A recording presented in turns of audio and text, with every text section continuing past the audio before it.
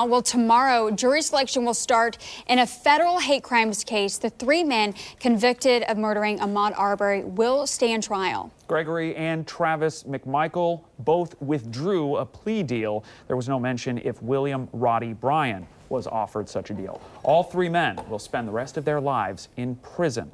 The McMichaels will not have a chance at parole, and now they are facing hate crimes charges alleging the deadly chase that is believed to have violated Arbery's civil rights. Prosecutors will also try to show Arbery was targeted because he was black. Joining us now via Zoom is Gene Nichols. He's an attorney not affiliated with this case. Gene, I believe we have him now. Gene, thank you so much for being with us. Happy to be here. First and foremost, let's distinguish this for people who may not understand the different court procedures here.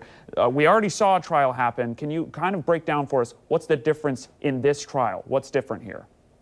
Sure. So what we saw in the state trial was the government was placing all 3 defendants on trial for multiple counts, including murder. Here in the federal court, again, we are dealing with a criminal trial. But in this criminal trial, what the federal government is focusing on really are 2 elements. And the first one is violating Ahmaud Arbery's civil rights when they positioned their vehicles in order to stop him and trap him on the street. They were violating his civil rights. There's also an issue regarding kidnapping and, again, taking him. There is also going to be in this trial an issue of hate. We keep hearing this being a hate crime. The federal government is going to have to establish in this case, which they did not have to in the state case, was it that there was hate involved, such as a race issue that was involved. So you will see multiple different issues being litigated here, trying to focus on that hate crime and who these men were, what sort of people they were, how they were. This entire crime was based on race. And you did not see that in the state case, but you will see that here in the federal case.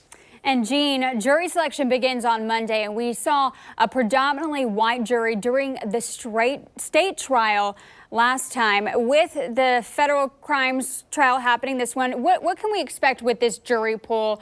Do you think it'll be a little bit different? Do you know how they will go about selecting this particular jury?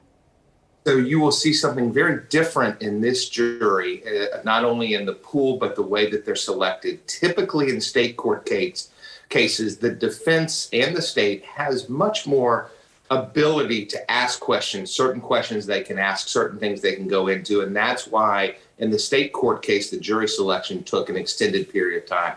Number one, in this federal case, the judge is going to dictate what can be asked, what is not going to be asked. And most likely, depending upon the judge, all of the questions will come directly from the judge. So it's going to be almost a questionnaire like yes and no, and then that will be it. So we will not see a jury selection anywhere near as involved with the personal questions and the coming back and forth as we typically do.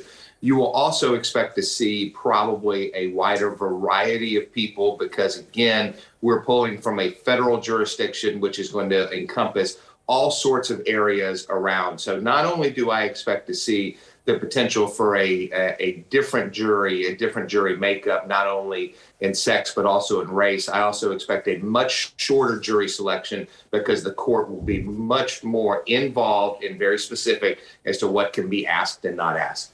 And Gene, the big development this week was when Gregory and Travis McMichael withdrew that guilty plea that they had entered after the judge had thrown out that plea deal. How is that going to change the dynamic of this case? Well, you can expect that both McMichaels spent the entire week and probably month preparing to go to prison, federal prison, for the rest of their lives, not only from an emotional standpoint for the defendants of not being able to resolve their case. Now they do have to sit in front of a jury and fight the charges the federal government has brought. It's not uncommon in any criminal case, whether a federal case or a state case, for the defendants and the prosecution to be negotiating up until the last minute. So while I don't expect much different because the federal government would have been prepared before the plea and now after the plea, it's as much for the emotions of the defendants and the defendants preparing for trial when they were probably very hopeful they were not going to have to go through this process in the first place. And Gene, what is it like? What is it going to take for either side to prove their case? So let's remember, since we're still in criminal court, the government has the burden of proof, no different than what we deal with in state court. What we're going to see differently that the government's going to have to prove in this case is that hate factor. We keep talking about these being hate crimes. The state court did not have to prove any form of hate intent based upon race, based upon the color of his skin. But what we're going to see here is the government is going to use social media posts, interviews with other neighbors, anything that they have been able to find to show that not only did these gentlemen commit these crimes, which they did, and we know they did, but they did it with an awful intent in their hearts and a hate in their hearts because of his race. And that's what we will see differently in this trial. And that's what the government has to prove.